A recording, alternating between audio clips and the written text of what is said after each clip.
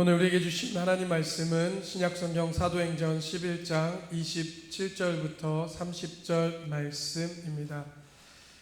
신약성경 206면 근처에 기록되어 있는 사도행전 11장 27절부터 30절 말씀을 한 절씩 교독하겠습니다. 하나님의 말씀에 경청하시기 바랍니다. 그때 선지자들이 예루살렘에서 안디옥에 이르니 아가보라 하는 한 사람이 일어나 성령으로 말하되 천하에 큰 흉년이 들리라 하더니 글라우디오 때에 그렇게 되니라. 제자들이 각각 그 힘대로 유대에 사는 형제들에게 부조를 보내기로 작정하고 이를 실행하여 바나바와 사울의 손으로 장로들에게 보내니라. 아멘. 이것은 하나님의 말씀입니다. 할렐루야. 오늘 하루도 많이 수고하셨습니다.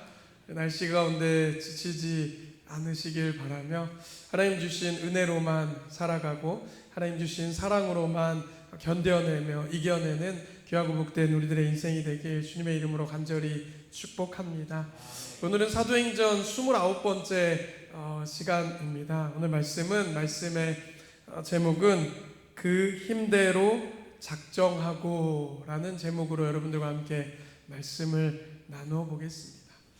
사랑하는 성도 여러분, 우린 지난 시간에 그 환란의 바람을 타고 예루살렘에서 안디옥에 세워진 위대한 이방의 첫 교회의 탄생을 보게 됩니다. 유명했던 예수님의 제자들이 그곳에 가서 전도했던 것도 아니고 이름이 없었던 성경에 이름이 기록되지 않은 이 무명의 성도들이 일상에서 예수님을 전했고 그리고 그 그곳에 안디옥 교회가 굳건하게 세워졌더니 예루살렘 교회는 그곳에 누구를 파송했죠? 위로의 아들 바나바를 파송합니다. 그리고요, 이 바나바가 혼자서 이 교회를 감당할 수도 있었고 혼자서 어찌 보면 사람이 역시 바나바 목사님이 바나바 선생님이 오시니까 우리 교회가 든든히 서가는구나 라는 이야기를 들을 수도 있었는데 그 위로의 아들 겸손의 아들 바나바는 그렇게 했습니까? 그렇지 않았습니다. 드디어 한 10여 년의 시간 동안 잘 훈련받고 연단받았던 사울을 찾아가서 그를 데려다가 안디옥 교회를 같이 목회하게 됐다라는 것입니다. 그러면서 그 결과 이 사람들을 예수님을 따르는 자들이다 해가지고 주변 사람들이 이 안디옥 교회의 성도님들을 뭐라고 불렀다고요? 그리스도인이라고 먼저 부르게 됐다라는 것입니다. 이제 기억이 조금씩 나세요, 여러분? 새록새록 나시죠? 원래 괜찮아요. 이렇게 제가 또 이렇게 리뷰도 해드리고 또 이야기하고 그렇습니다. 비로소 사람들이 이들을 그리스도인이다라는 말이 이제 처음 시작이 된 거예요. 근데 그게 누구라고요? 우리가 스스로 나는 예수 믿는 사람입니다, 나는 크리스찬입니다 라고 말한 것이 아니에요. 뭐라고요? 주변에서 이들의 행실과 언행과 이들의 마음들, 하나님께 예배하는 모습들을 보면서 이 사람들 정말 예수를 따르는 자들이다 라고 여겨서 그리스도인이라고 주변에서 불러줬다라는 것입니다. 그래서 제가 지난주에 그랬잖아요. 우리가 한 주간 살아보면서 우리의 행실과 우리의 입술의 말들과 모든 것들을 통하여서 내 주변이 나를 그리스도인이다, 저 사람 진짜 교회 다니는 사람 같아 라는 말을 들어보도록 노력합시다 라고 제가 여러분들에게 부탁을 드렸었습니다.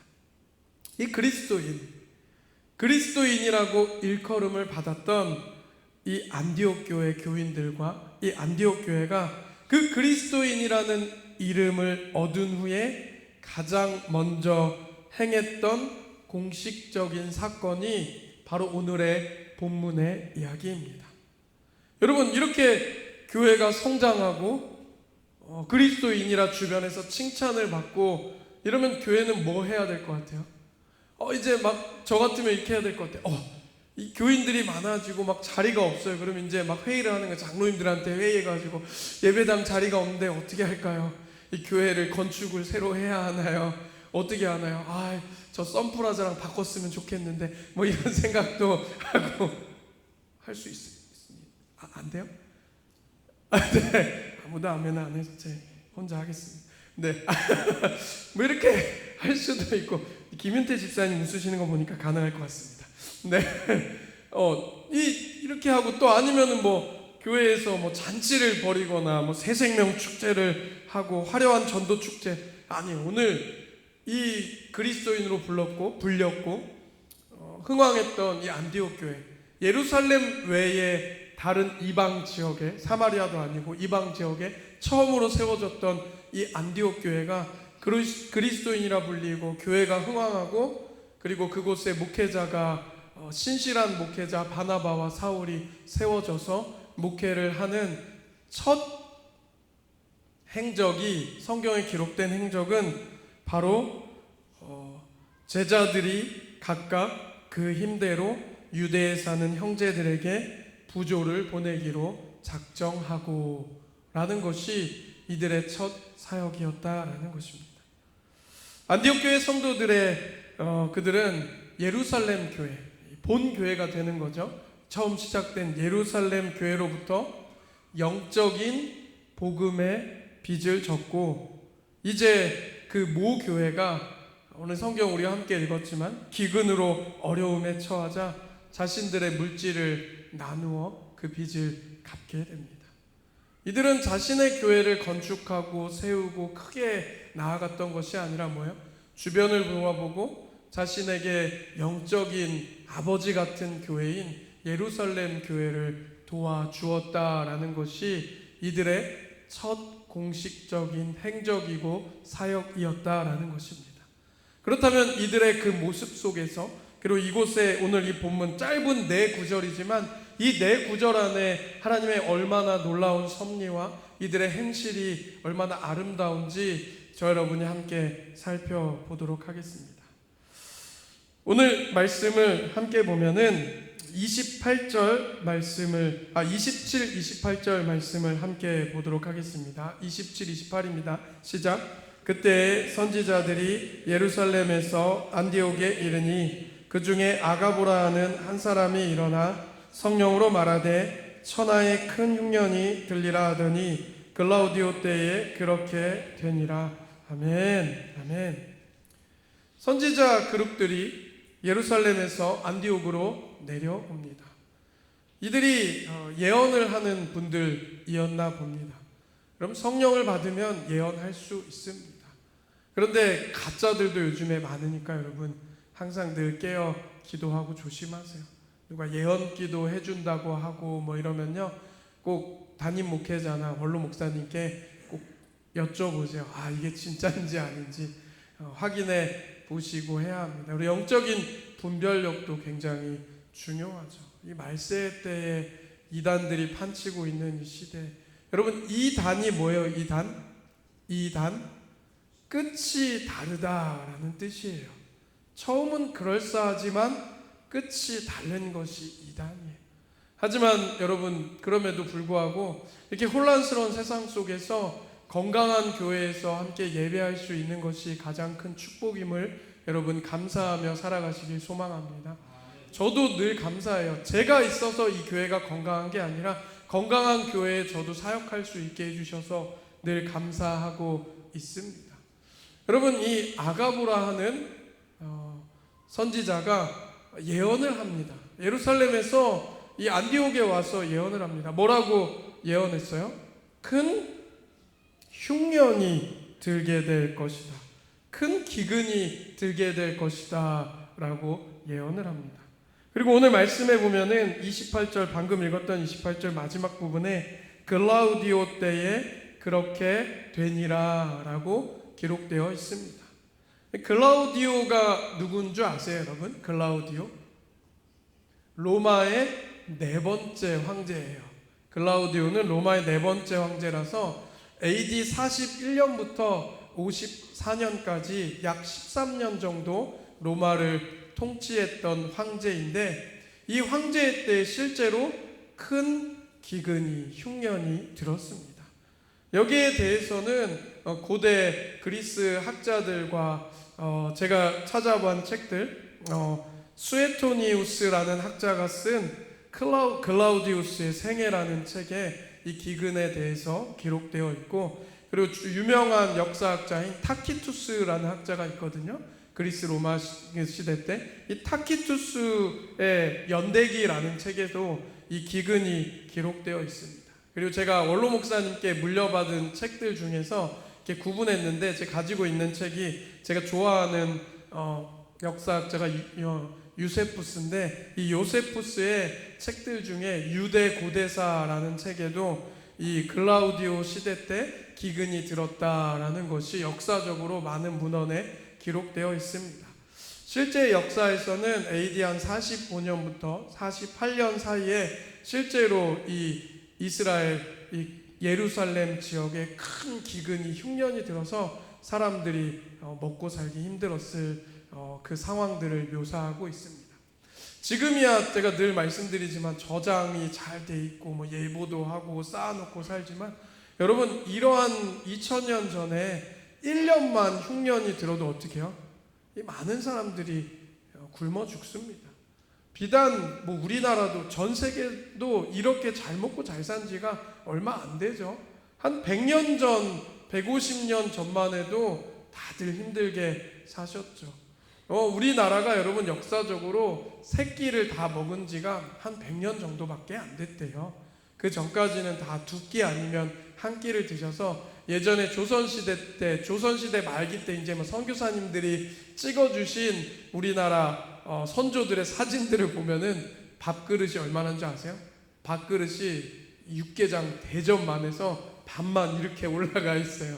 실제로. 왜요? 그거 한 끼만 겨우 먹고 국물에다가 물에다가 그 한 끼만 죽처럼 한 끼 먹고 그렇게 힘들게 살았던 시대예요.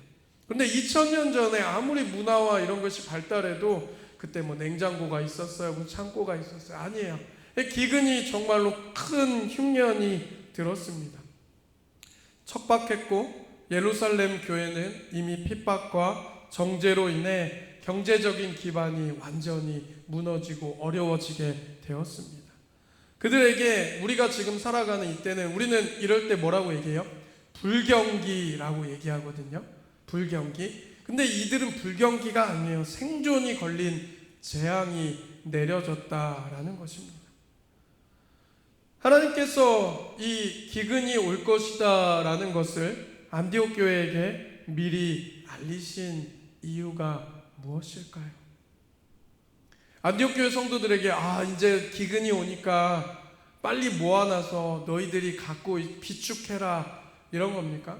마치 요셉이 그 바로의 꿈을 꿔서 7년 풍년과 7년 기근 때 그걸 잘 쌓아놓고 있다가 토지를 다 국유화로 시켜서 토지를 다 받고 먹을 것으로 바꿔준 것처럼 예비하라고 이야기한 겁니까? 아닙니다. 이 안디옥 교회 성도들은요, 깨어있던 분들이었습니다. 어떠한 분들이라고요? 깨어있던 분들이라고요.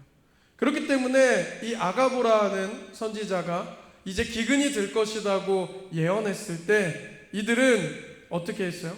저축을 했던 것이 아니라 고난당한, 잘 모아뒀던 것들을, 고난당한 예루살렘 형제들을 도울 사랑의 준비를 했다라는 것입니다.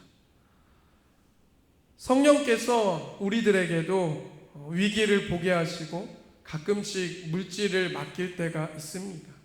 그럴 때는요, 나 혼자 살아남으라는 이기적인 방어벽을 쌓으라는 것이 아닙니다. 고난당한 주변을, 이웃을 향해 손을 펼칠 수 있는 영적 공급망이 되라는 주님의 부르심의 사인인 줄 믿습니다. 그러면서 그들이 뭐라고 했어요? 29절 말씀 함께 보도록 하겠습니다. 제자들이 각각 그 힘대로 유대에 사는 형제들에게 부조를 보내기로 작정하고. 아멘. 여기서 보면은 굉장히 인상적인 말이 있습니다. 바로 형제들이라는 표현입니다. 뭐라고요? 형제들. 별거 아닌 것 같죠? 형제 자매라는 말을 자주 쓰잖아요, 교회 안에 있으면. 그런데 여러분, 사실요, 이 안디옥 지역에 살고 있던 사람들은 얼마 전까지만 해도 예루살렘에 살고 있던 사람들에게 무시당하는 사람들이었어요. 우리 한 2주, 3주 전에 베드로가 타 지역에 가서 전도해서 이방 사람이 주님께 돌아오게 된 것을 봤을 때 예루살렘에 살던 사람들이 뭐라고 그랬어요? 어찌 그런 사람들이랑 상종하냐 그랬단 말이에요. 기억나시죠, 여러분? 어찌 그런 이방인들과 상종하냐라고 얘기했단 말이에요. 분명히 예수님께서 모든 민족으로 제자를 삼으라고 말씀을 하셨는데도 불구하고 아직까지 이 머리로는 아는데 이 사람들이 마음으로 움직이지를 못했어요. 그 율법 안에 613가지의 율법 안에 아직도 갇혀서 살아갔단 말이에요. 그렇기 때문에 이방에 있는 사람들이랑 상종하고 같이 밥 먹고 돌아온 베드로를 정죄했었단 말이에요. 그런데 어떻게 해요? 베드로가 잘 설명하잖아요. 예수님의 음성을 들려주고 그곳에 일어났던 기적을 말해주고 그런 설명으로 인했을 때 거기가 중요해요. 그런 설명을 들었을 때 어떻게 해요? 성령을 받은 사람은 받아준다고요. 근데 그 안에 사단 마귀가 있고 시기와 질투와 원망이 있는 사람들은 돌을 들어 스데반을 치는 거예요. 근데 이 사람들을 인정해 주었죠. 그래서요, 좋은 영적 교류들이 일어났단 말이에요. 그렇기 때문에 오늘 이 안디옥 사람들 계속 무시를 당했고 이방이라고. 아니 자기들이 사실 뭐가 잘났는데. 여러분 잘 생각해 보세요. 그냥 도찐 개찐이에요. 왜요? 아직도 로마의 압제 속에 있어요 지금. 그렇지 않으세요? 로마의 압제 속에 있어서 자기들도 지금 핍박받고 있는 상황인데 누가 누구를 무시하고 어떻게 나가요? 그러면요 제가 볼 때는 더 어이가 없는 거예요. 똑같은 지금 핍박받고 있는 사람들끼리, 로마의 압제를 당하고 있는 사람들끼리, 안디옥 사람들도 로마의 속국이거든요. 그런 사람들끼리 뭐가 잘났다고 자기들은 성결하다고 구별된 사람이라고 나도 예수 믿는데 나를 무시하냐 이렇게 얘기할 수 있어요. 하지만 그들은 뭐예요? 진정으로 성령 받고 변화된 사람, 그리스도인들이었기 때문에 그 예루살렘에 있는 사람들을 그냥 보지 않고 뭐 했다고요? 구제하고 자신들이 각각 마음에 닿는 대로 부조를 보내기로 작정했다라는 것입니다. 그러면서 그들에게 뭐라고 불렀다고요? 형제여, 형제들이여 라고 얘기했다는 거예요. 여러분 이게 별거 아닌 것 같지만 굉장히 큰 표현이다라는 거예요. 왜요? 사울도 눈이 멀었을 때 예수 믿는 사람 잡아다가 죽이던 사람이었는데 그가 눈이 멀어서 누굴 만났어요? 아나니아를 만나잖아요. 아나니아를 만났을 때 아나니아는 무서웠을 거란 말이에요. 자신도 다 지금 잡아가면 어떡하냐. 그런데 아나니아가 뭐야? 예수님께 성령의 감동을 받고 뭐라고 불러요? 형제여 라고 부르잖아요. 형제여 부르면서 안수해 주잖아요. 그러면서 나의 그룹으로 들어오게 한다는 거예요. 여러분 우리가 형제님, 자매님 사랑합니다 라고 이야기할 때요 그 안에는 주님의 그 사랑과 은혜가 가득 담겨 있는 줄 믿습니다. 우리가 아무렇지도 않게 쭉쭉 던지는 그 말 속에 큰 뜻과 은혜와 믿음과 사랑이 담겨 있는 줄 믿습니다. 그러니까 여러분 한마디를 던져도요 그 안에요 사랑을 잔뜩 담아서. 우리 한서인 집사님만 혼자 이렇게 사랑합니다 이렇게 하지 마시고 여러분들도 같이 좀 축복하고 이렇게 할 필요도 있다라는 것입니다. 그런데요 여러분 사람은 다 기질이 달라요. 저는 제가 성격이 외향적이니까 그렇게 하지 내향적인 분들한테는요 그분도요 속으로는 깊어요. 겉에 행동을 보면서 사람을 정죄하지 마시기 바랍니다.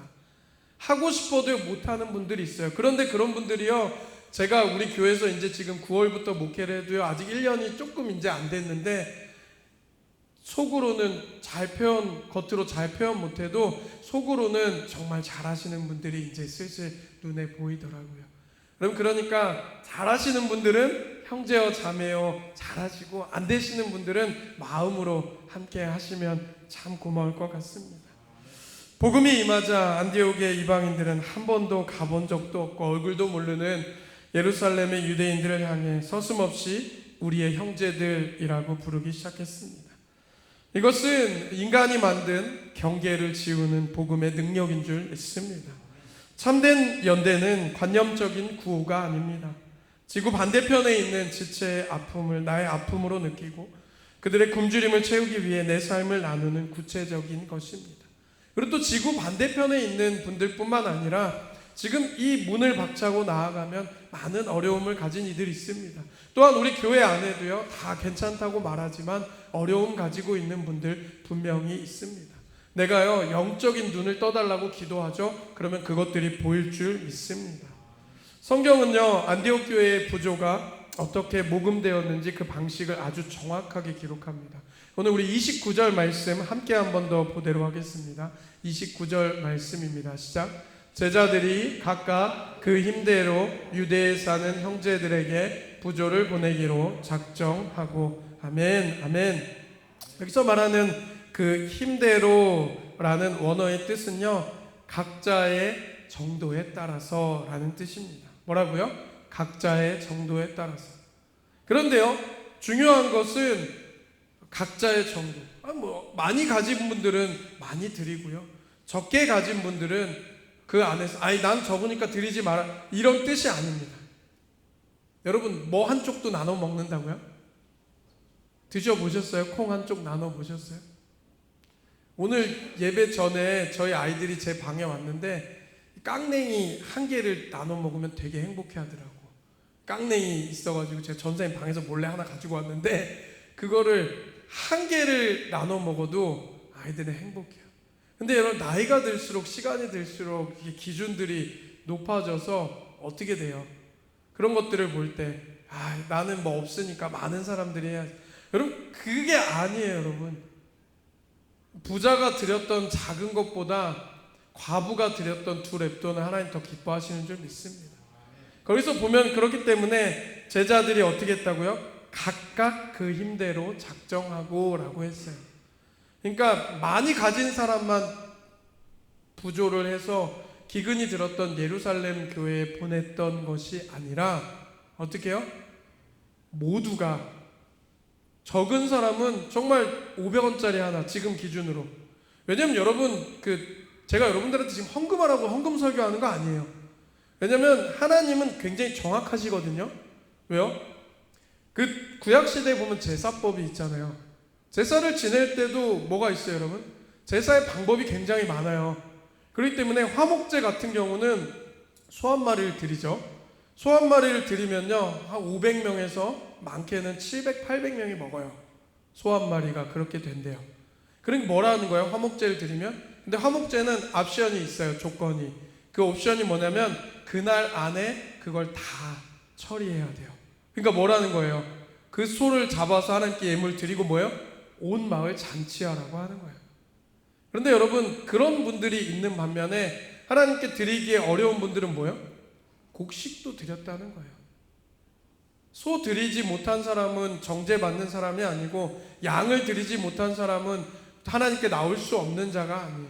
하나님께 받은 그 은혜대로 드리는 거예요. 그럴 때 하나님께서 기뻐 받으시는 줄 믿습니다. 여러분, 그러면 진짜로 제가 말씀드리는 거예요. 기근이 들어서 힘들어지고 겨울이 찾아오잖아요. 저는 제가 성경을 상상하는 걸 되게 좋아하잖아요. 그러면요, 못 드린 사람 중에는 진짜 그런 분도 있었을 거예요. 뜨개질을 열심히 해서 아이들 모자라도 떠서 보내는 분도 있었을 거예요. 그렇지 않을까요, 여러분? 저는 그렇게 할 수 있다고 봐요. 작은 것들. 아니면 나는 좀 시간이 많이 되니까 어떻게 해요? 이제 이 헌금을 가지고, 이 부조를 가지고 누가 가냐면은 사울과 바나바가 직접 가거든요. 그러면 나는 좀 시간이 많으니까 이분들 따라가서 이분들 구제사역 같이 할래, 이렇게 하는 거예요. 여러분, 그게 중요한 거예요. 왜요? 이건 하나님께 축복을 받는 기회인 줄 믿습니다. 여러분, 진짜로 나는 안 돼, 나는 없어가 아니에요. 진짜로 하나님께 무엇을 할지, 교회 마당을 쓸고 물을 떠다 놓고 방송실에서 보이지 않는 곳에서 섬기는 분들이 저는 더욱더 복되고 아름다운 줄 믿습니다. 그러다 보면 하나님께서 채워주심이 있는 거예요. 저는 제가 기도할 때 이렇게 기도해요. 주님, 우리 성도님들의 소진되는 시간과 소진되는 물질을 주님의 은혜로 훨씬 많이 100배로 갚아주시옵소서. 그렇게 저는 늘 기도하고 있습니다. 그렇기 때문에 이 안디옥 교회 크리스찬이라 불리는 이분들은 어떻게 해요? 각각 모두가 자신이 가지고 있는 기준대로 무리하지 않고 힘대로 나누고 섬겼다라는 것입니다. 그러면서 마지막 30절에 함께 보겠습니다.